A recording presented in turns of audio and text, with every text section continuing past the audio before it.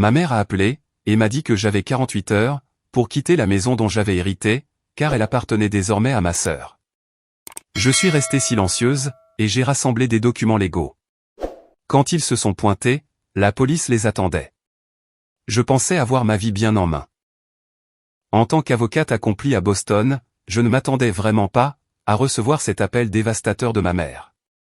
Ces mots résonnent, encore aujourd'hui, dans mes oreilles. Tu as 48 heures pour récupérer tes affaires. Cette maison appartient à ta sœur, maintenant. La maison que ma grand-mère m'avait laissée, spécifiquement à moi, dans son testament. J'ai senti mon monde s'effondrer. Mais, au lieu de me disputer, je suis restée silencieuse. Ils n'avaient aucune idée de ce qui les attendait.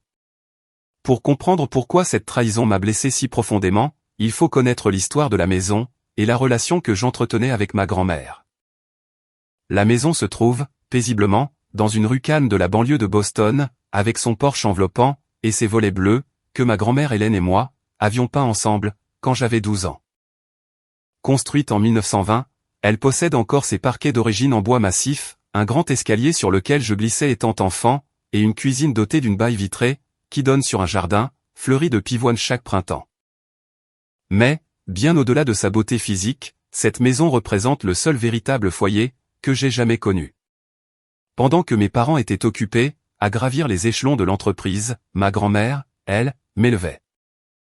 Chaque été, et la plupart des week-ends, étaient passés dans cette maison, où l'odeur de sa tarte aux pommes remplissait la cuisine, et où le son de son rire résonnait à travers les couloirs. Une femme doit savoir comment prendre soin d'elle-même, disait grand-mère Hélène, tout en m'apprenant comment réparer un robinet qui fuit. Je me souviens de ses mains, usées par le temps mais fortes, qui guidaient les miennes, alors qu'elle me montrait comment utiliser des outils que la plupart des filles de mon âge n'avaient jamais touchés. À l'âge de 15 ans, je savais changer un pneu, réparer une cloison en plâtre, et cuisiner un dîner complet de Thanksgiving, à partir de zéro. Le jardin était son sanctuaire, et elle en a fait le nôtre. Nous passions des heures à nous occuper des légumes et des fleurs, mes genoux dans la terre, juste à côté des siens. Pendant qu'elle m'expliquait la différence entre les plantes annuelles et les vivaces, elle disait, la vie revient toujours, chère. Si tu lui donnes les bonnes conditions pour s'épanouir. Sa sagesse en matière de jardinage se doublait de leçons de vie qui ont façonné la personne que je suis aujourd'hui. Lorsque j'ai été accepté à la faculté de droit, elle a transformé la véranda en un espace d'étude pour moi. J'ai préparé l'examen du barreau, entouré de ses plantes, puisant de la force dans sa présence, même pendant les moments les plus stressants de mon éducation. Elle a cru en moi, quand personne d'autre ne le faisait. Elle a vu en moi un potentiel que mes propres parents avaient négligé. Mes parents, Nancy et Harold, étaient différents. Le succès, pour eux, se mesurait en promotion et en possession matérielle. Ma mère, avec ses cheveux toujours parfaitement coiffés, et ses adhésions au country club, avait tracé ma vie, avant même que je ne sache marcher. Mon père, distant et critique, semblait considérer la parentalité comme une autre transaction commerciale, où seuls les résultats avaient de l'importance. Leur déception, lorsque j'ai choisi le droit d'intérêt public, au lieu du droit des affaires, était palpable.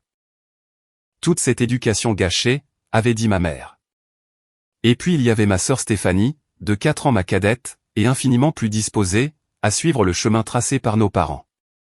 Elle est allée à l'école de commerce, qu'ils avaient choisie, a épousé l'homme qu'ils avaient approuvé, et n'a jamais remis en question leur autorité. Pendant que je me battais pour mon indépendance, elle se pliait à leur contrôle, devenant ainsi la fille qu'ils avaient toujours voulu. Lorsque grand-mère Hélène est décédée, il y a 3 ans, son testament était clair. La maison était à moi. Je me souviens d'être assise dans le bureau de l'avocat, lors de la lecture du testament, sentant à la fois le chagrin et la gratitude m'envahir. Ma grand-mère savait ce que cette maison signifiait pour moi. Elle savait que j'étais celle qui l'avait aidé à l'entretenir, dans ces dernières années, quand l'arthrite lui rendait difficile la montée des escaliers. Mes parents étaient visiblement mécontents de cet arrangement, mais le testament était inattaquable. Ma grand-mère avait consulté son avocat, s'était assuré que chaque document était correctement rédigé, et n'avait laissé aucune place à une mauvaise interprétation. La maison était à moi, avec une lettre que je garde encore aujourd'hui dans le tiroir de mon bureau, où elle avait écrit « Cette maison a abrité 4 générations de femmes fortes. Maintenant, elle t'abritera, ma chère, pendant que tu continues à tracer ton propre chemin. » Bien que je sois propriétaire de la maison, j'ai conservé mon appartement, plus proche du centre-ville de Boston, où se trouve mon bureau. Le trajet depuis la banlieue aurait été brutal, et ma charge de travail, en tant qu'avocate d'intérêt public, exigeait de longues heures. Pourtant, je m'y rendais régulièrement, j'entretenais la propriété, je payais les impôts, et je la gardais exactement, comme ma grand-mère l'aurait voulu. J'avais prévu d'y emménager un jour, peut-être quand je fonderais ma propre famille, ou quand ma carrière me permettrait plus de flexibilité. Pas une seule fois, je n'ai envisagé de la vendre, malgré les offres de promoteurs, qui voyaient cette propriété comme un bien immobilier de premier choix. La maison n'était pas juste un bâtiment, pour moi. C'était la manifestation physique du seul amour inconditionnel que j'ai jamais connu. C'était un foyer, dans le sens le plus vrai du terme. Mes parents n'ont jamais compris cet attachement. Ce n'est qu'une maison, disait ma mère, chaque fois que je mentionnais un projet de rénovation ou une mise à jour du jardin. Tu pourrais la vendre et acheter quelque chose de plus pratique. Pour eux, tout avait une étiquette de prix, une valeur marchande. L'idée que quelque chose puisse être inestimable, en raison des souvenirs et de l'émotion, était totalement étrangère à leur vision pragmatique du monde. J'ai financé mes propres études, à l'université et à la faculté de droit, en contractant des prêts, et en occupant des emplois à temps partiel, tandis que ma sœur voyait ses études entièrement financées par nos parents. Quand j'ai obtenu mon diplôme avec mention, ils ont assisté à la cérémonie, mais sont partis tôt, pour un dîner d'affaires. Quand j'ai gagné ma première grande affaire, garantissant le droit au logement, pour un groupe de locataires âgés, menacés d'expulsion, mon père a qualifié cela de petit joueur, par rapport aux fusions d'entreprises, que ma sœur aidait à faciliter, dans son travail dans la finance. Le fossé entre nous s'est creusé, au fil des ans, les réunions de famille devenant des exercices de retenue, où je me mordais la langue, face à des critiques et des comparaisons, à peine voilées. Malgré tout, je maintenais le contact, car c'est ce que fait la famille. Ou du moins, c'est ce que je croyais. Je n'aurais jamais imaginé qu'ils iraient aussi loin. Je n'aurais jamais cru qu'ils essaieraient de me prendre, la seule chose qui comptait le plus, à mes yeux. Mais comme j'allais bientôt le découvrir, il existe des profondeurs, dans la trahison familiale, que je n'avais pas encore sondées. C'était un vendredi soir, quand mon téléphone a sonné. Je venais de rentrer chez moi, après avoir été au tribunal, épuisé après une semaine, passé à me battre pour une famille, confronté à une saisie immobilière. La vue du nom de ma mère, sur l'écran d'appel, m'a presque poussé à l'envoyer sur la messagerie, mais un certain sens du devoir m'a obligé à répondre. « Cher, nous devons parler de la maison », a commencé ma mère, sans même un mot de salutation. Sa voix avait ce ton sec et professionnel qu'elle utilisait lorsque des décisions avaient déjà été prises, et que mon avis n'était qu'une simple formalité. « Qu'est-ce qu'il y a avec la maison ?» ai-je demandé, en enlevant mes talons, et en m'installant sur mon canapé, sans me douter que mon monde était sur le point de basculer. « Ta sœur a besoin d'un endroit où vivre. Comme tu le sais, son divorce a été finalisé le mois dernier, et elle n'a pas les moyens de garder leur maison. Ton père et moi avons décidé qu'elle et Amanda allaient emménager dans la maison de ta grand-mère. » Je me suis redressé, mon épuisement instantanément remplacé par une poussée d'adrénaline. « Comment ça, vous avez décidé ? Cette maison m'appartient. Grand-mère me l'a laissée, dans son testament. » Ne sois pas difficile, cher, a rétorqué ma mère, d'un ton sec. Tu n'y habites même pas. Elle reste vide, pendant que ta sœur et ta nièce n'ont nulle part où aller. La famille doit aider la famille. Je ne suis pas difficile, maman. J'énonce un fait. La maison est légalement à moi. Je paie les impôts, l'assurance, l'entretien. Je ne peux pas simplement la donner, comme ça. Nous ne te demandons pas de la donner, a-t-elle contré, la voix montant d'un cran. Nous te disons que la famille doit redistribuer les actifs en fonction des besoins actuels. Stéphanie a un enfant à prendre en compte. Et toi, qu'est-ce que tu as ? Une carrière qui te garde trop occupée, pour même utiliser la maison. L'insinuation que ma vie avait, d'une certaine manière, moins de valeur, parce que je n'avais pas d'enfant, m'a blessé profondément, mais ce n'était rien de nouveau, venant de ma mère. J'ai pris une grande inspiration, essayant de rester calme. Stéphanie a-t-elle au moins cherché des appartements? A-t-elle envisagé de prendre plus petit? Il y a d'autres options que de prendre ma maison. Ton père a déjà parlé avec Martin, a-t-elle dit, en faisant référence à l'avocat de notre famille. Il y a des clauses dans le testament de ta grand-mère que nous pouvons contester. Des clauses stipulant que la propriété doit être utilisée comme résidence principale, ce que tu ne fais pas. C'était un mensonge. Je connaissais le testament sur le bout des doigts, je l'avais lu plusieurs fois, et il n'y avait aucune clause de ce genre.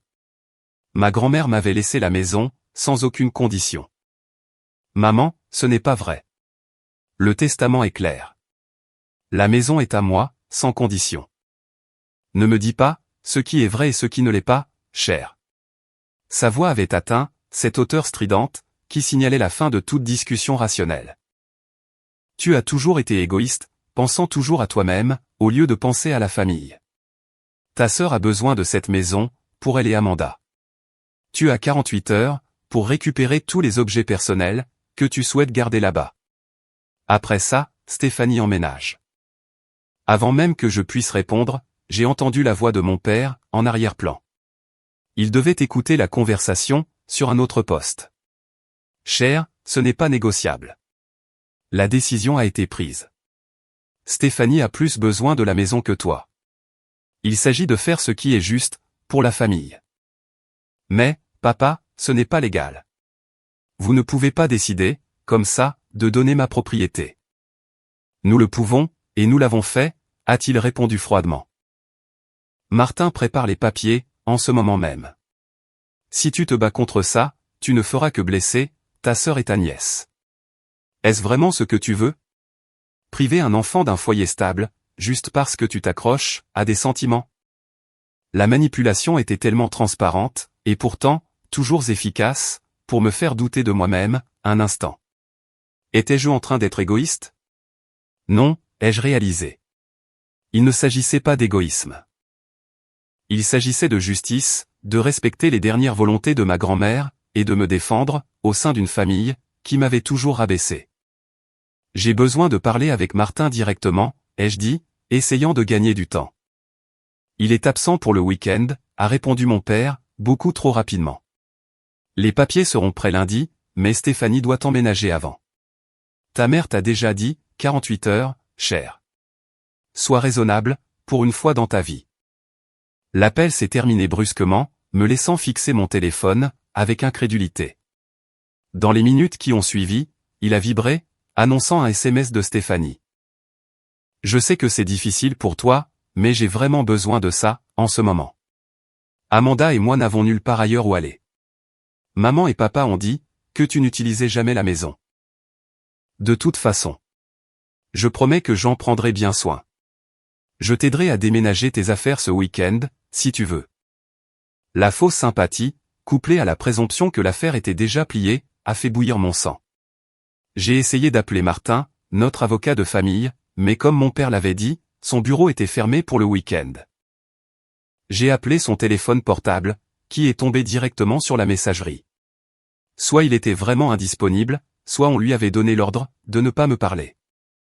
Je me suis assise dans mon appartement, entourée de dossiers et de notes juridiques, me sentant plus seule que je ne l'avais jamais été auparavant. La trahison était profonde. Pas seulement parce qu'ils essayaient de prendre ma maison, mais à cause de la facilité avec laquelle ils me rejetaient, de la promptitude avec laquelle ils donnaient la priorité à Stéphanie, au détriment de moi-même. Encore une fois. Alors que le choc commençait à se dissiper, autre chose a pris sa place. La détermination. J'étais avocate, pour l'amour du ciel. Je me spécialisais dans le droit au logement. S'il y avait bien quelqu'un qui devait savoir comment protéger sa propriété, c'était moi. Et à cet instant précis, j'ai décidé que je ne me laisserais pas faire, en silence.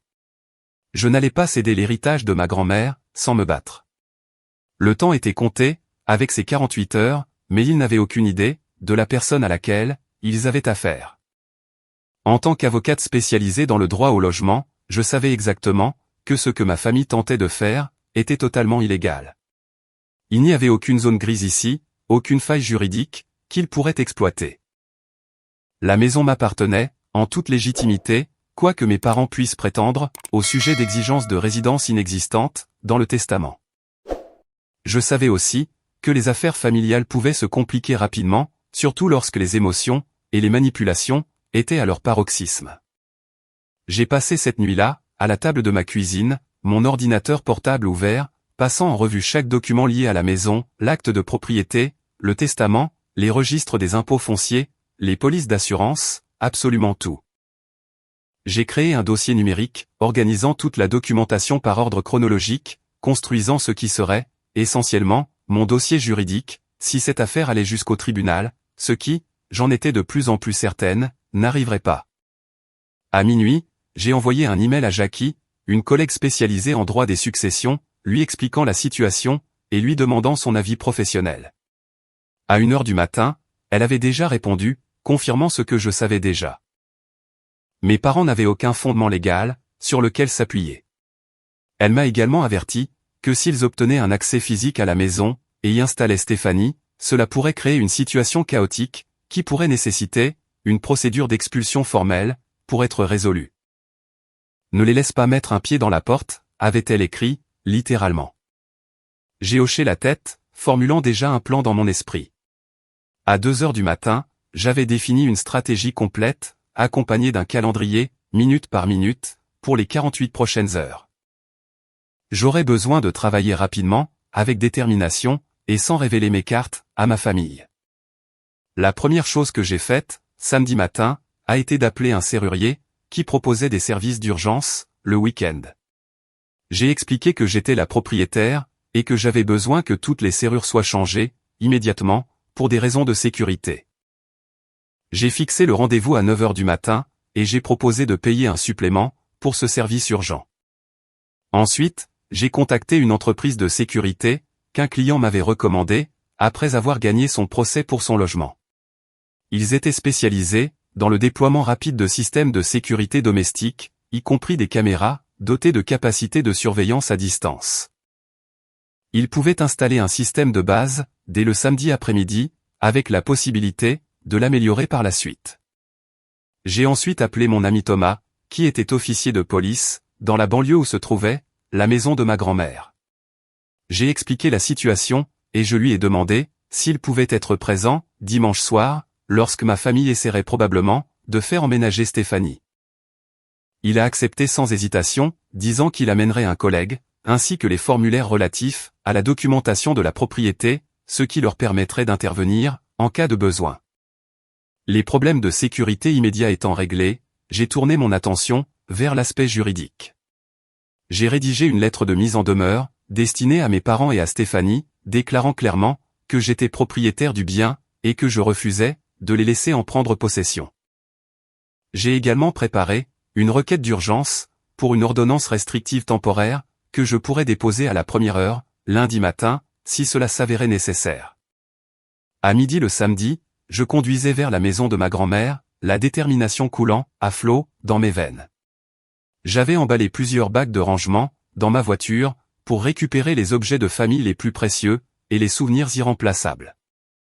Bien que je n'eusse aucune intention d'abandonner la maison, je n'allais pas risquer, que les albums photos de ma grand-mère, ses bijoux, ou ses livres de recettes manuscrits, tombent entre les mains de personnes, qui, de toute évidence, ne respectaient pas ses dernières volontés. En me garant dans l'allée, j'ai vu avec soulagement, que personne de ma famille, n'était encore là. La maison se dressait paisiblement, sous le soleil printanier, le jardin commençant à fleurir, exactement comme chaque année. Pendant un instant, le chagrin m'a de nouveau envahi. Pas seulement pour ma grand-mère, mais pour la famille, que je croyais avoir. Comment pouvait-il faire ça?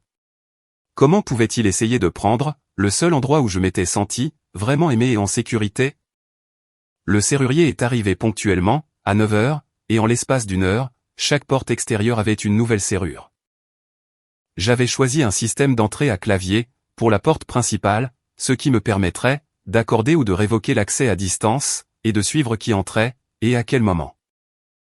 Les portes latérales et arrière, ont reçu des peines dormants traditionnelles, avec des clés que je serais, la seule, à posséder. L'équipe de sécurité est arrivée, peu de temps après le départ du serrurier. Ils ont travaillé efficacement, installant caméra à tous les points d'entrée, et dans les pièces à vivre principales. Le système enverrait des alertes sur mon téléphone, si un mouvement était détecté, et je pourrais visionner les flux en direct, à tout moment, depuis mon téléphone ou mon ordinateur. Ils ont également installé de nouveaux détecteurs de fumée et de monoxyde de carbone, qui étaient reliés au système de sécurité. Une précaution qui m'a rassuré, quant à la sécurité de la maison, même lorsque je n'y serais pas. Pendant que l'équipe de sécurité travaillait, j'ai soigneusement emballé les objets que je ne pouvais pas supporter de perdre. L'alliance de ma grand-mère, et le collier de perles qu'elle portait, lors des grandes occasions. Les albums photos documentant 4 générations de notre famille. La couverture piquée à la main, qu'elle avait fabriquée à ma naissance. Sa collection de livres en première édition, que nous avions l'habitude de lire ensemble. La boîte en bois, contenant toutes les lettres que je lui avais écrites, pendant mes études universitaires, et à la faculté de droit. Chaque objet que j'emballais, me rappelait sa sagesse, sa gentillesse, sa croyance inébranlable en moi. Ne laisse jamais personne diminuer ta lumière, avait-elle l'habitude de me dire. Tiens bon, quand tu sais que tu as raison. Je pouvais presque entendre sa voix, m'encourager pendant que je travaillais, validant ainsi ma décision, de me battre pour ce qui me revenait de droit. En fin d'après-midi, le système de sécurité était installé, et opérationnel. J'avais créé des comptes, pour les applications mobiles qui me permettraient, de surveiller la propriété à distance, et j'avais testé toutes les fonctionnalités, pour m'assurer que tout fonctionnait correctement.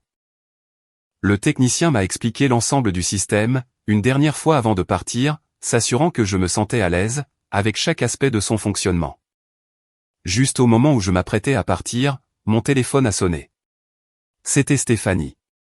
Et, je pense passer demain matin, pour commencer à prendre des mesures, pour les rideaux et l'emplacement des meubles. Est-ce que 9 heures, ça tirait? Son ton était désinvolte, comme si elle discutait de quelque chose d'aussi anodin, que de se retrouver pour un café, et non de s'emparer de ma maison. En fait, je ne serai pas là demain, ai-je répondu, en gardant une voix neutre. Et je pense que nous devons discuter, de cette situation plus en profondeur, avant que le moindre plan, ne soit fait. Qu'y a-t-il à discuter? Maman et papa t'ont déjà dit, ce qui allait se passer. J'ai besoin de la maison. Toi, tu n'en as pas besoin. C'est simple. Le sentiment de légitimité dans sa voix, était ahurissant. Rien dans tout cela n'est simple, Stéphanie. La maison est légalement à moi. Grand-mère me l'a laissée, pour une bonne raison. Seulement parce que tu étais sa préférée, a-t-elle craché, la façade de la petite sœur inquiète, se fissurant pour révéler, le ressentiment qui se cachait en dessous. Tu as toujours eu un traitement de faveur, de sa part. Et maintenant, tu vas refuser un foyer à ma fille, par pure rancune. Vraiment mature, chère. Il ne s'agit pas de favoritisme, ni de rancune, ai-je dit fermement. Il s'agit de respecter les dernières volontés de grand-mère, et la réalité juridique, de la propriété. Tu ne peux pas simplement prendre la maison de quelqu'un, juste parce que tu en as envie. Regarde-moi faire, a-t-elle rétorqué, avant de raccrocher. Je me tenais dans l'entrée, de la maison de ma grand-mère, ma maison, et j'ai pris une grande inspiration. La conversation avec Stéphanie, n'avait fait que renforcer, ma détermination. Cette maison représentait bien plus, qu'une simple propriété foncière pour moi. C'était un symbole de l'amour, et des conseils que ma grand-mère m'avait prodigués, une manifestation physique, de sa croyance en ma force, et en mon indépendance. Je ne laisserai pas, cette maison m'être enlevée, par la manipulation et par l'intimidation. En verrouillant la maison avec les nouvelles clés, j'ai senti un étrange calme, s'installer en moi. Pendant des années, j'avais essayé d'obtenir l'approbation de mes parents, j'avais accepté leurs critiques et leur mépris, comme s'ils étaient, d'une certaine manière, mérités. Mais cette situation, avait clarifié quelque chose pour moi. Leur comportement n'était pas de ma faute, et je n'avais plus à l'accepter. L'échéance des 48 heures, planait toujours, mais j'étais prête. Qu'ils viennent, ai-je pensé. Qu'ils essaient. J'avais la loi de mon côté, et pour une fois dans ma vie, j'allais tenir tête à ma famille, sans reculer. Samedi soir, mon téléphone a commencé à vibrer, sous l'avalanche des notifications. Stéphanie avait envoyé une série de SMS, avec des photos de meubles, et des idées de décoration pour sa nouvelle maison, comme elle l'appelait. Chaque message ressemblait à une provocation délibérée, une présomption selon laquelle, mon silence signifiait que je consentais à leur plan. Je pense peindre le salon en vert sauge. Qu'en penses-tu? As-tu toujours la table à manger de grand-mère? Amanda et moi n'aurons pas besoin de quelque chose d'aussi grand, mais on pourrait peut-être la mettre dans un garde-meuble. Maman a dit que tu voudrais peut-être le vaisselier. Dis-moi si tu le veux. Sinon, on peut le vendre. L'audace était à couper le souffle. La table à manger, où je faisais mes devoirs tous les après-midi, pendant que grand-mère préparait le dîner. Le vaisselier, qui contenait sa collection de verreries de la dépression, dont elle m'avait soigneusement expliqué toute l'histoire. Ils discutaient de la vente, des trésors de ma grand-mère, comme s'ils en étaient déjà en possession. Je n'ai répondu à aucun des messages de Stéphanie. S'engager dans la discussion ne ferait que donner l'impression qu'il s'agissait d'une négociation, alors qu'en réalité, il n'y avait absolument rien à négocier. La maison, et tout ce qu'elle contenait, m'appartenait. Vers 20 heures, ma mère a appelé. J'ai laissé sonner jusqu'à la messagerie, mais elle a rappelé, immédiatement après. À la 3e tentative, j'ai répondu. Pourquoi ne réponds-tu pas au message de ta sœur, a-t-elle exigé, sans aucun préambule. Bonjour à toi aussi, maman, ai-je dit, en gardant un ton neutre. Je n'ai rien à dire à Stéphanie, au sujet de la maison. Ne sois pas puéril. Stéphanie a besoin de ton aide, pour planifier le déménagement. La moindre des choses, serait que tu coopères. Il n'y aura pas de déménagement, maman. La maison est à moi. Je n'ai aucune intention de la donner à Stéphanie. Il y a eu un moment de silence, puis ma mère s'est moquée. Alors, tu vas te battre contre nous pour ça, après tout ce que nous avons fait pour toi. L'ironie de sa déclaration était presque risible. Que avait-il fait pour moi, exactement? Mon éducation, que j'avais payée moi-même? Ma carrière, qu'il rejetait comme sans importance? Mes réussites, qui n'étaient jamais assez bonnes? Je ne me bats contre personne, ai-je répondu. J'énonce simplement un fait. La maison m'appartient, légalement et légitimement. Stéphanie est dans une situation difficile, mais prendre ma maison n'est pas la solution. Ta maison, a-t-elle répété avec dédain. Tu agis comme si tu l'avais construite, brique par brique. Cette maison est dans la famille, depuis des générations. Elle devrait revenir à la personne qui en a le plus besoin, en ce moment. Et cette personne, c'est ta sœur. Ce n'est pas comme ça que fonctionne la propriété, maman. Grand-mère m'a laissé la maison, dans son testament. C'était sa décision. Et elle l'a prise, parce qu'elle ne savait pas que Stéphanie finirait divorcée avec un enfant à charge. Ma mère a presque hurlé. Les circonstances changent, cher. La famille s'adapte. Pourquoi es-tu si égoïste? Le voilà encore. L'accusation d'égoïsme, qui avait été utilisée contre moi, chaque fois que je ne me conformais pas à leurs attentes. Cela avait fonctionné dans le passé, me faisant douter de moi-même, remettre en question mes propres besoins et mes propres limites. Mais pas cette fois. Je ne vais pas continuer à avoir cette conversation, ai-je dit fermement. La maison n'est pas disponible pour Stéphanie. Elle doit trouver une autre solution. Ton père veut te parler, a dit ma mère. Et avant que je puisse objecter, la voix de mon père a retenti au bout du fil. Cher, écoute-moi, a-t-il commencé, avec ce ton autoritaire, utilisé tout au long de mon enfance. J'ai parlé avec Martin, et nous avons trouvé un précédent, pour contester le testament, en nous basant sur l'état mental de ta grand-mère, lors de ces derniers mois. Mon cœur battait la chamade, sous l'effet de la colère. C'est absolument faux, et tu le sais. Grand-mère avait toute sa tête, jusqu'à la fin.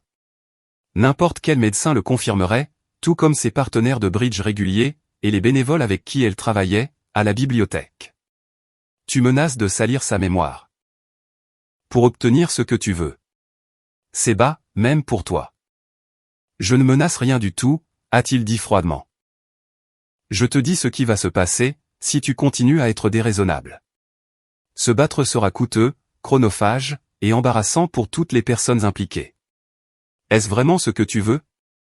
Traîner la famille, dans une bataille juridique, qui détruira les relations, de façon permanente?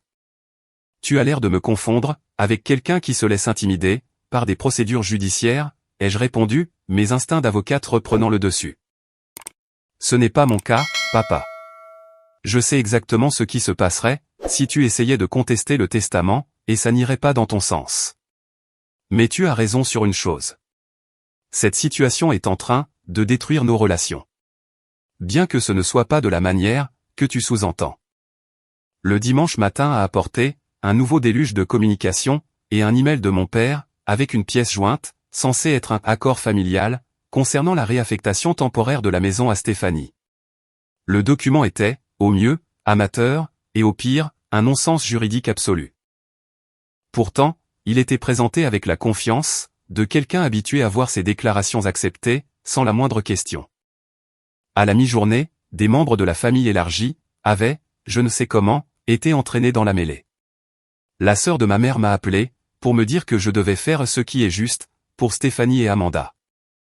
Le frère de mon père m'a envoyé un SMS, pour me dire qu'il était déçu de mon manque de solidarité familiale. Des cousins à qui je n'avais pas parlé, depuis des années, avaient soudainement des opinions, sur ce qui devrait arriver, avec la maison de ma grand-mère.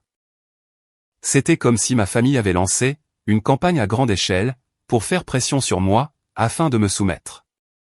Ce qu'ils ne réalisaient pas, c'est que chaque appel, chaque SMS, chaque tactique de manipulation, ne faisait que renforcer ma détermination. C'étaient ces mêmes dynamiques, qui m'avaient fait me sentir si petite, et si impuissante, tout au long de mon enfance. Mais je n'étais plus une enfant. J'étais une adulte compétente, qui connaissait ses droits, et qui était prête à les défendre. À 15 heures, on a sonné à ma porte. J'ai vérifié le flux de la caméra de sécurité, sur mon téléphone, et j'ai vu mes parents et Stéphanie, debout sur le palier, de mon immeuble.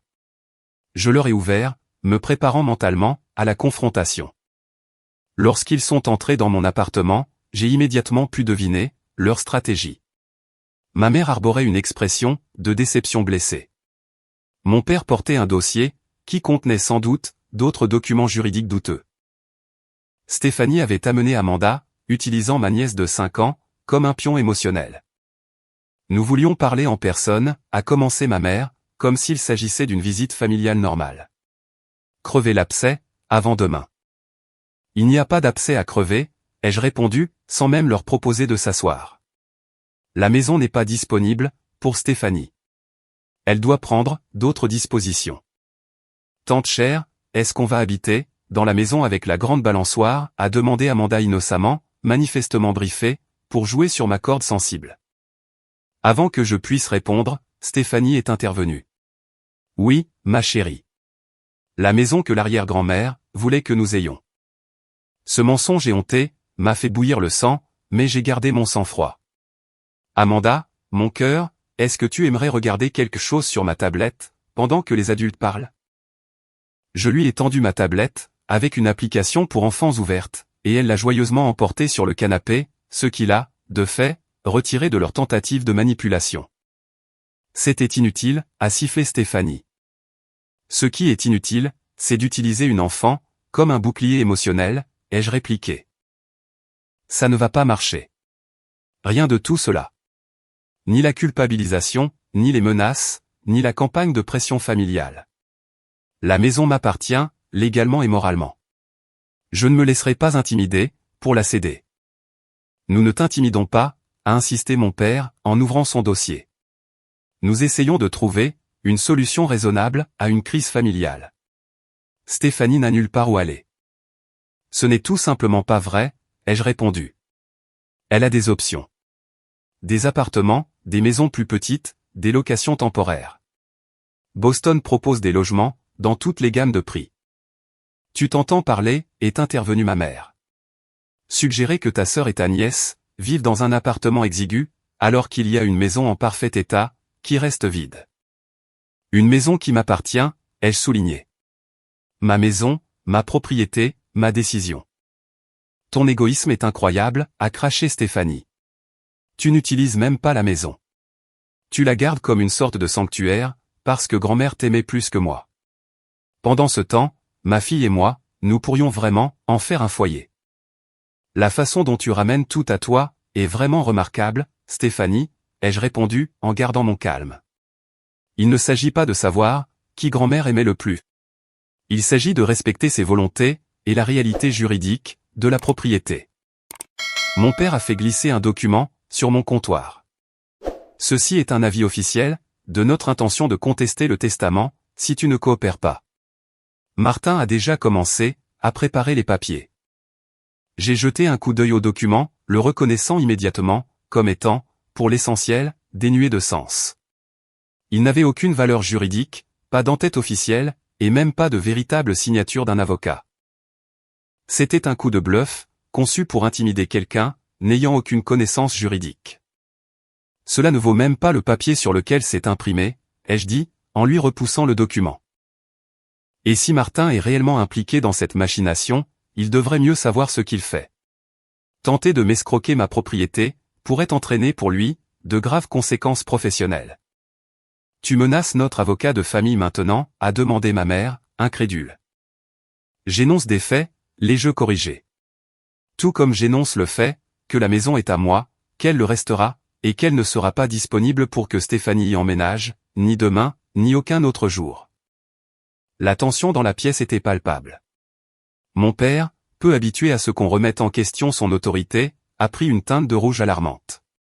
Ma mère avait l'air sur le point de fondre en larmes, à tout instant, une tactique qu'elle avait employée, avec succès, tout au long de mon enfance. Stéphanie me fusillait du regard, avec une hostilité ouverte. Ce n'est pas fini, a finalement dit mon père, en rassemblant ses documents sans valeur. Prépare-toi, pour la suite. Je suis toujours préparé, ai-je répondu d'un ton égal. Et vous? Après leur départ, emmenant avec eux une Amanda confuse, je me suis adossé à ma porte fermée, et j'ai pris plusieurs grandes inspirations. La confrontation avait été épuisante, mais révélatrice. Il n'y aurait aucune résolution pacifique, aucune discussion raisonnable. Ma famille était déterminée à prendre ce qui m'appartenait, par tous les moyens nécessaires, y compris par la manipulation émotionnelle, et par des menaces juridiques creuses. Les 24 dernières heures, de leur ultimatum arbitraire, s'égrenaient, mais j'étais prête. La maison était sécurisée, les documents légaux étaient en ordre, et j'avais des renforts en place. Le lendemain marquerait l'apogée de ce drame familial, et pour une fois, je n'allais pas être celle qui battrait en retraite. Le lundi matin s'est levé, clair et lumineux, offrant un contraste saisissant, avec la tempête qui se préparait dans ma famille. Tout en me préparant pour la journée, j'ai vérifié les flux des caméras de sécurité sur mon téléphone. La maison était calme, inviolée. Je savais que cela ne durerait pas. J'avais pris ma journée de congé, expliquant à mon superviseur que je devais faire face à un litige immobilier familial, nécessitant mon attention immédiate. En tant qu'avocate qui n'avait jamais manqué un jour de travail, pour des raisons personnelles, ma demande a été accordée sans la moindre question.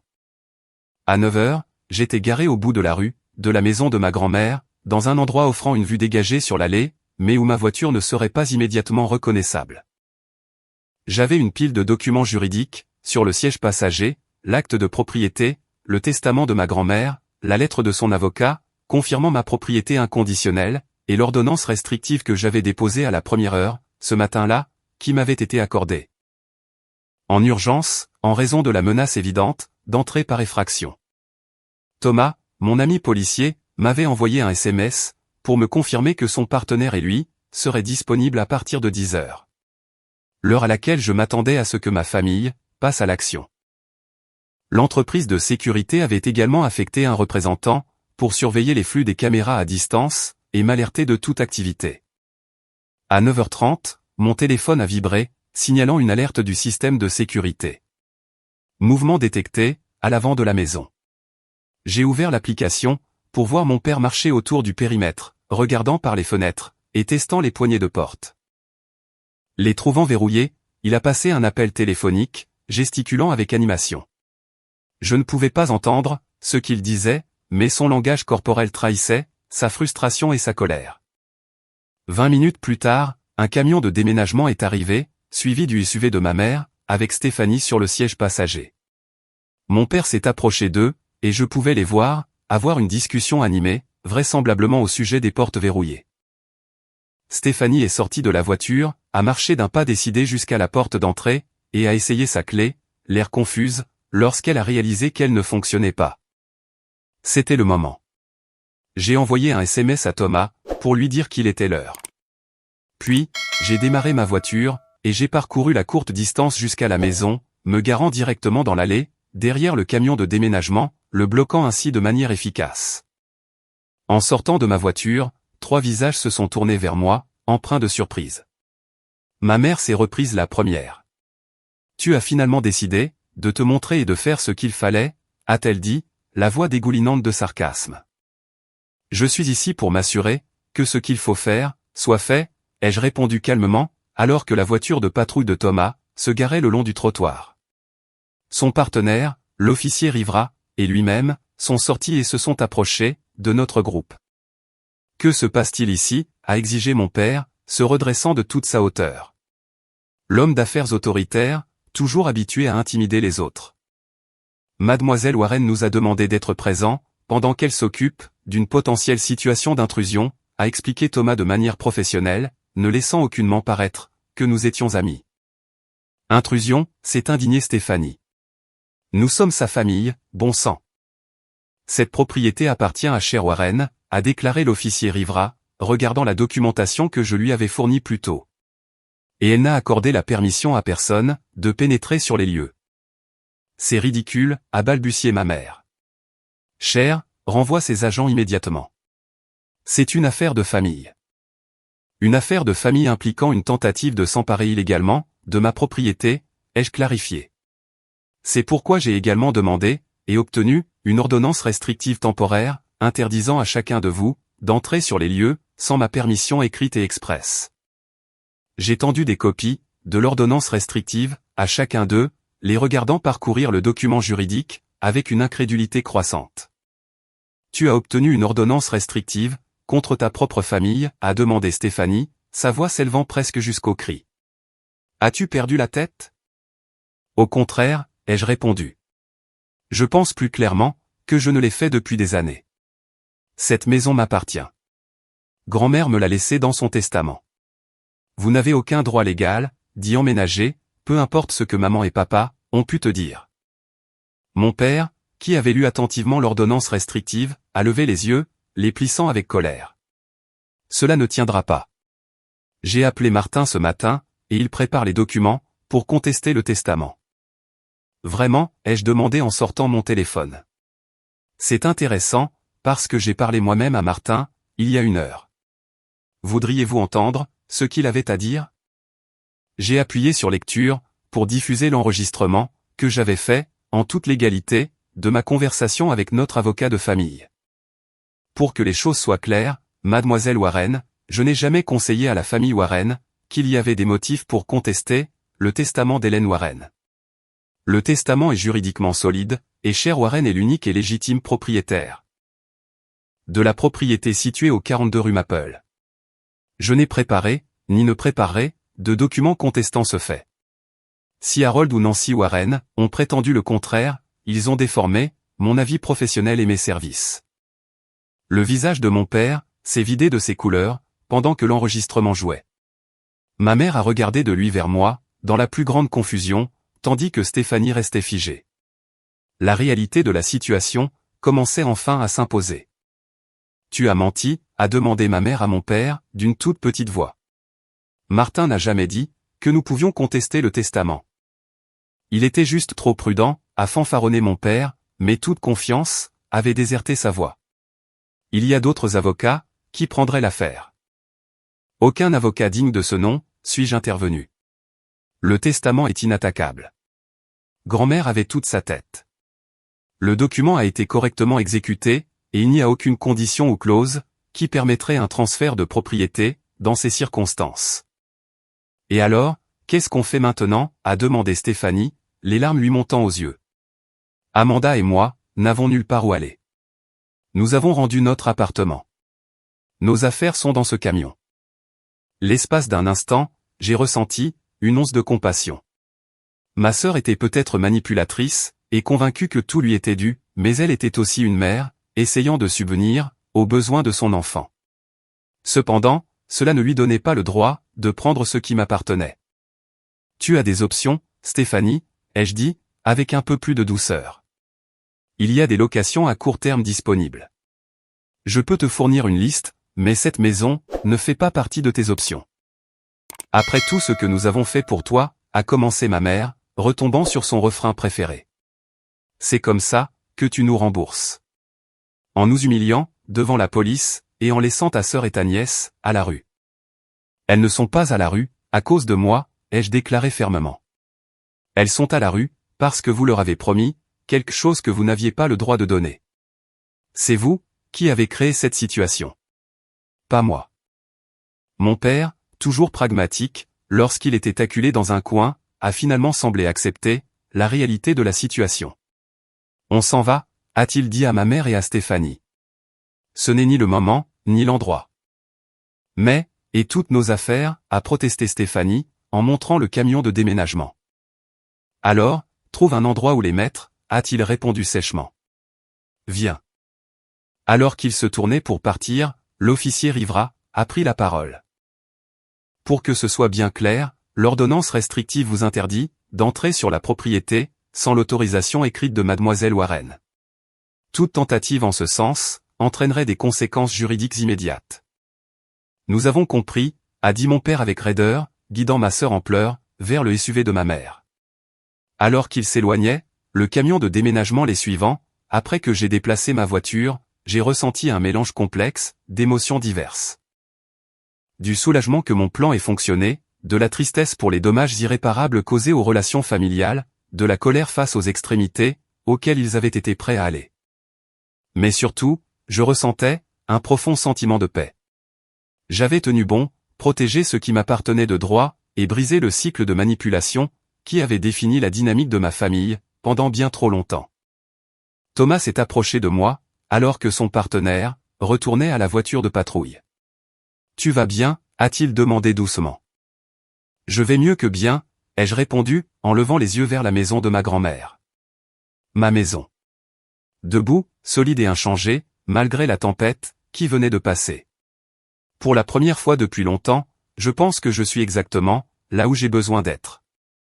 En regardant les véhicules de ma famille disparaître au coin de la rue, je savais que ce n'était pas véritablement la fin. Il y aurait des retombées. Des tentatives de réconciliation, ou d'autres manipulations, selon l'humeur de mes parents. Mais quelque chose de fondamental avait changé. J'avais posé une limite, et je l'avais maintenue fermement, malgré la pression et le chantage affectif. Quoi qu'il arrive ensuite, j'y ferai face, avec la force que ma grand-mère avait toujours vue en moi. Je me suis retourné, et j'ai marché sur le chemin menant à ma porte d'entrée, sentant le poids de mes nouvelles clés de maison dans ma main, et la légèreté d'avoir, enfin, su me défendre. Les jours qui ont suivi la confrontation ont été une tempête de retombées émotionnelles. Mon téléphone vibrait constamment, sous l'avalanche de messages, allant de la rage aux supplications larmoyantes, en passant par de froides accusations de divers membres de la famille. Mes parents avaient apparemment partagé leur version des faits avec la famille élargie, me dépeignant comme la méchante qui avait laissé les pauvres Stéphanie et Amanda à la rue, par pure rancune et par pur égoïsme. Tante Dorothy, la sœur de ma mère, m'a laissé un message vocal cinglant. Je n'aurais jamais cru voir le jour où une Warren tournerait le dos à sa famille. Ta grand-mère aurait honte de toi.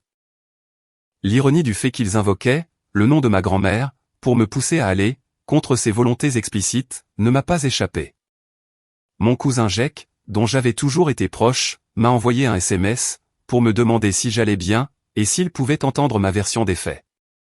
Il a été l'un des rares à prendre la peine de poser la question. Quand je lui ai expliqué la situation, il a répondu par un soutien total. Ça ressemble exactement à l'oncle Harold et à la tante Nancy. Tant mieux pour toi de leur avoir tenu tête. Stéphanie alternait entre des accusations colériques et des supplications désespérées.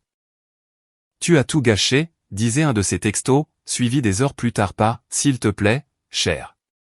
Laisse-nous juste rester pour quelques mois, le temps que je puisse économiser, pour la caution d'un appartement. » Je suis resté sur mes positions, proposant de l'aider à trouver un logement alternatif, et même de contribuer à son dépôt de garantie. Mais la maison, elle, restait hors de question. Mon père a opté pour une approche différente, m'envoyant un email officiel, exposant une offre finale, où je devrais céder la maison à Stéphanie, en échange d'une somme d'argent, qui représentait moins de la moitié, de la valeur marchande du bien.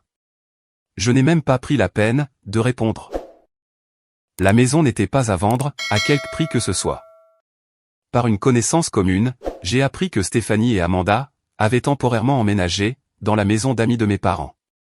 La crise de l'itinérance, qu'ils avaient dépeinte, n'était apparemment pas aussi grave, qu'ils avaient bien voulu le faire croire.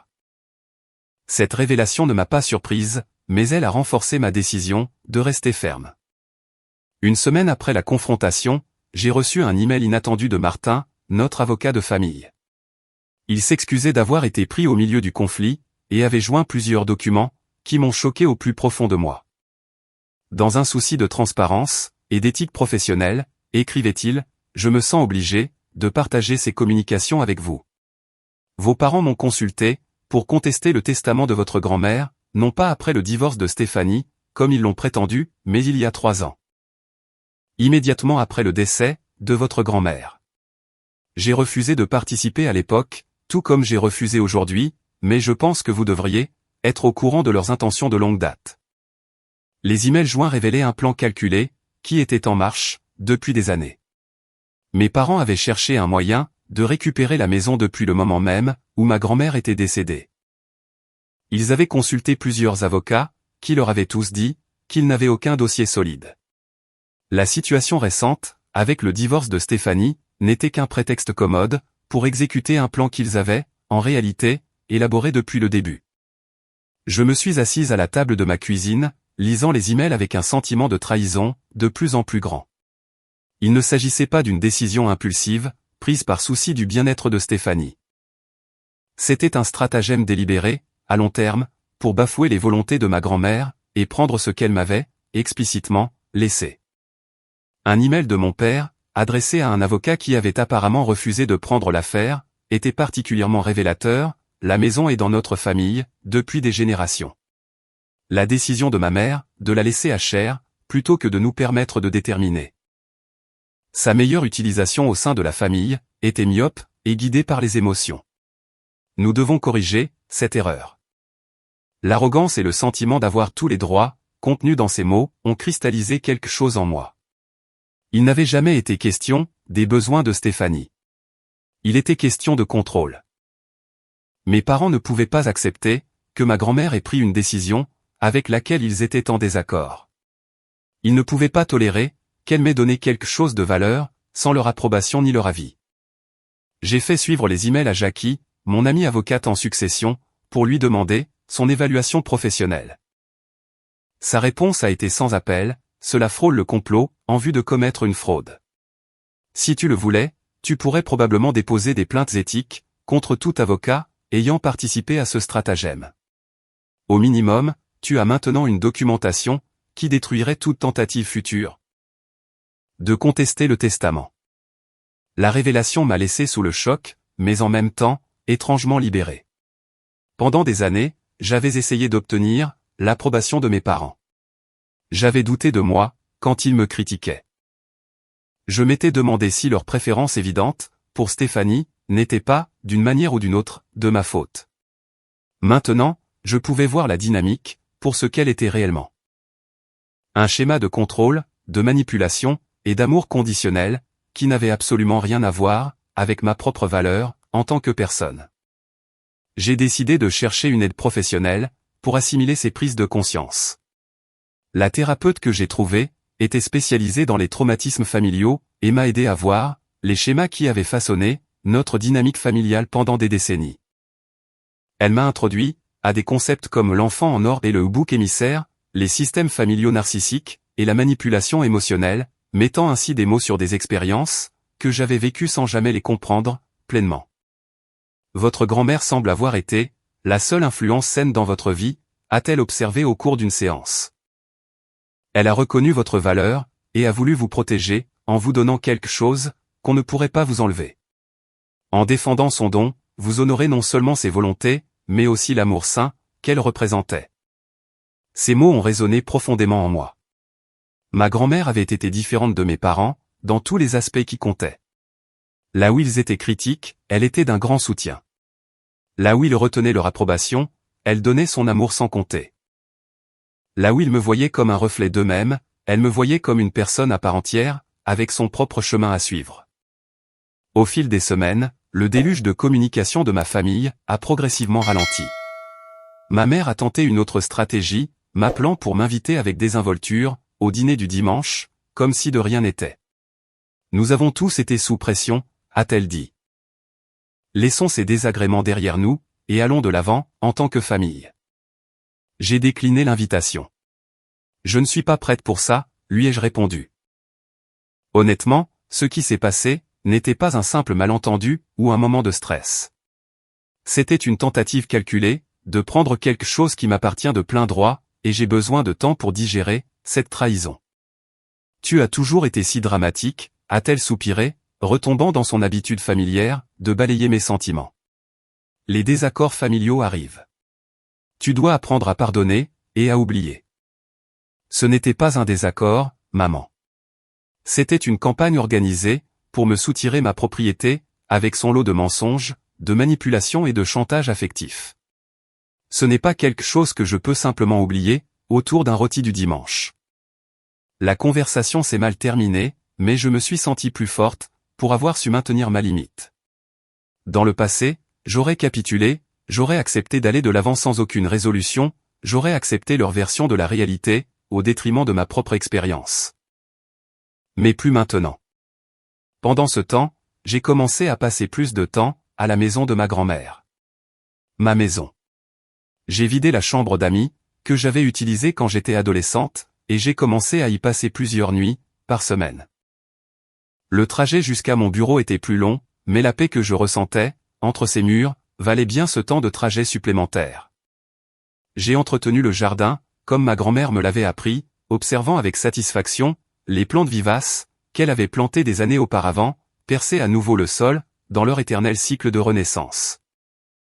J'ai cuisiné dans sa cuisine, j'ai dormi sous les couvertures piquées, qu'elle avait fabriquées, et j'ai senti sa présence, dans la maison qu'elle avait créée, et qu'elle m'avait confiée. Parfois, je m'asseyais sur la balançoire du porche, et j'essayais d'imaginer ce qu'elle dirait, de cette situation. Je pouvais presque entendre sa voix, « Tu as tenu bon, cher. Tu t'es honoré, et tu m'as honoré. C'est tout ce que j'ai jamais voulu pour toi. » Dans ces moments-là, malgré la rupture familiale et les révélations douloureuses, je ressentais un profond sentiment de paix, qui m'avait échappé pendant des années. La maison était bien plus qu'une simple propriété. C'était un sanctuaire, où je pouvais enfin être fidèle à moi-même, libéré des miroirs déformants, que ma famille m'avait toujours tendus. Le voyage n'était pas terminé. Il y aurait d'autres confrontations, d'autres tentatives de manipulation, d'autres prises de conscience douloureuses, sur ma dynamique familiale. Mais pour la première fois, je me sentais équipé pour y faire face, à mes propres conditions. Ancré dans la vérité de qui j'étais, et de ce que je méritais. Alors que le printemps laissait place à l'été, j'ai regardé le jardin de ma grand-mère, éclore en couleurs vibrantes. La vie continue, ai-je pensé, même après que des tempêtes, essaient de la déraciner. Tout comme les vivaces qu'elle aimait tant, moi aussi, je retrouvais mon chemin, vers la lumière. 6 mois ont passé, les saisons ont changé, et avec elles, ma vie s'est transformée, d'une manière que je n'aurais jamais pu anticiper. La maison victorienne, qui avait été au centre de tant de conflits, était maintenant, véritablement ma maison. Après mûre réflexion, j'avais décidé de vendre mon appartement au centre-ville, et de m'installer de façon permanente, dans la maison de ma grand-mère. Le long trajet, était un bien petit prix à payer, pour me réveiller chaque matin, entouré des souvenirs, de la femme qui m'avait montré, ce qu'était l'amour inconditionnel. Les premières semaines, après la confrontation, avaient été les plus difficiles. Le silence de ma famille était assourdissant, seulement ponctué par des messages occasionnels, tentant de me culpabiliser, ou de minimiser ce qui s'était passé. Ne peut-on pas laisser ça derrière nous? Tu es en train de déchirer la famille, pour des briques et du mortier. Chaque message renforçait ma décision, de maintenir mes distances. Au début, la solitude était douloureuse. Malgré leur dysfonctionnement, ils restaient ma famille, et leur absence laissait un vide, qui résonnait dans toutes les pièces de la maison. Il y a eu des moments, où j'ai remis en question ma décision, me demandant si je n'avais pas été trop dur, trop inflexible. Dans ces moments de doute, je relisais la lettre de ma grand-mère, me rappelant sa sagesse, et la foi qu'elle avait en moi. Cette maison a abrité 4 générations de femmes fortes. Maintenant, elle t'abritera, ma chère, pendant que tu continues à tracer ton propre chemin. Lentement, j'ai commencé à guérir. Les séances de thérapie ont continué, m'aidant à démêler la toile complexe de ces dynamiques familiales qui m'avaient façonné. J'ai appris à reconnaître les schémas de manipulation et de détournement cognitif, gaslighting, qui m'avaient fait douter de mes propres perceptions pendant tant d'années. J'ai commencé à comprendre que le problème n'avait jamais été moi. Ni mes réussites, ni mes choix, ni ma personnalité. Le problème résidait plutôt dans l'incapacité de mes parents à me voir comme un être humain distinct de leurs propres attentes et de leurs propres désirs. Alors que je digérais ces prises de conscience, j'ai canalisé mon énergie pour me réapproprier la maison. J'ai peint la véranda dans un jaune chaud qui illuminait même les matins d'hiver les plus maussades. J'ai remis à neuf les parquets en bois dur qui étaient restés cachés sous des tapis pendant des décennies. J'ai modernisé la cuisine tout en préservant soigneusement les éléments d'époque que ma grand-mère avait tant aimés. Chaque changement était un choix délibéré, une affirmation que cet espace était à moi, pour que je le façonne, selon ma propre vision. Le jardin est redevenu mon sanctuaire, tout comme il l'avait été, pour ma grand-mère. En suivant son journal de jardinage, tenu avec une minutie incroyable, j'ai planté les mêmes variétés qu'elle avait aimées, ajoutant quelques-uns de mes propres choix, à leur côté. Il y avait quelque chose de profondément guérisseur, à travailler la terre, à regarder les graines se transformer en fleurs, à être témoin de ces cycles de croissance et de repos, qui reflétaient si bien mon propre parcours. Progressivement, j'ai commencé à construire une communauté autour de moi. Les voisins qui avaient connu ma grand-mère m'ont accueilli avec des petits plats et des conseils de jardinage. J'ai invité des collègues de travail pour des dîners dans la salle à manger où je faisais autrefois mes devoirs. J'ai rejoint la société historique locale dans laquelle ma grand-mère avait été active, aidant à préserver les histoires et les bâtiments qui rendaient notre quartier si spécial. Et, plus important encore, j'ai lancé un petit fonds de bourse d'études, au nom de ma grand-mère, pour les étudiants en droit qui, comme moi, venaient de milieux familiaux difficiles. La bourse de résilience Hélène Warren ne changerait pas le monde, mais elle pourrait changer la vie d'un étudiant, en lui apportant le soutien et la conviction que ma grand-mère m'avait donné. 3 mois après la confrontation, j'ai reçu une lettre de Stéphanie. Contrairement aux textos exigeants et aux explosions émotionnelles qui avaient caractérisé nos communications précédentes, cette lettre était réfléchie et presque humble. « Je te dois des excuses », écrivait-elle. J'étais tellement obnubilé par mes propres problèmes que je ne me suis jamais arrêté pour considérer ce que la maison signifiait pour toi. Ni même pour réaliser que ce que maman et papa me demandaient de faire était fondamentalement mauvais. Depuis que tout cela s'est passé, j'ai beaucoup réfléchi à notre famille et à la façon dont nous t'avons toujours traité. Ce n'était pas juste, et je suis désolé pour la part que j'y ai prise. Elle a poursuivi en expliquant qu'elle avait trouvé un appartement dans ses moyens, qu'Amanda et elle s'y installaient bien, et qu'elle travaillait avec son propre thérapeute pour comprendre le schéma familial qu'elle avait perpétué. Je ne demande pas de pardon, concluait-elle. Je te fais juste savoir que le fait que tu te sois défendu m'a forcé à voir les choses différemment. J'ai lu la lettre plusieurs fois, en laissant les mots s'imprégner en moi. Ce n'était pas une réconciliation magique, mais c'était un début, une petite reconnaissance de vérité, qui avait été niée depuis bien trop longtemps. Je lui ai répondu pour la remercier de ses excuses, et pour lui souhaiter le meilleur dans son nouveau foyer. Nous n'étions pas prêtes à reconstruire notre relation, mais peut-être qu'un jour, nous pourrions créer quelque chose de nouveau, quelque chose de plus sain que ce qui avait existé auparavant. Mes parents étaient une toute autre histoire. Mon père avait fait une ultime tentative d'intimidation, envoyant une lettre recommandée, me menaçant de poursuites judiciaires si je ne rendais pas la maison à la famille. Ma réponse, rédigée avec l'aide de Jackie, avait été brève et dévastatrice, incluant des copies des emails que Martin avait fournis, prouvant leurs intentions de longue date de me voler. Il n'y a eu aucune autre communication de sa part. Ma mère envoyait occasionnellement des cartes pour les fêtes ou pour mon anniversaire, sans jamais faire allusion au conflit, agissant comme si nous étions simplement des personnes occupées qui n'avaient pas trouvé le temps de se voir. J'ai renvoyé les cadeaux qu'elle m'avait envoyés, mais j'ai gardé les cartes dans une boîte, incapable de les jeter, mais tout aussi incapable de prétendre que son déni de réalité était acceptable.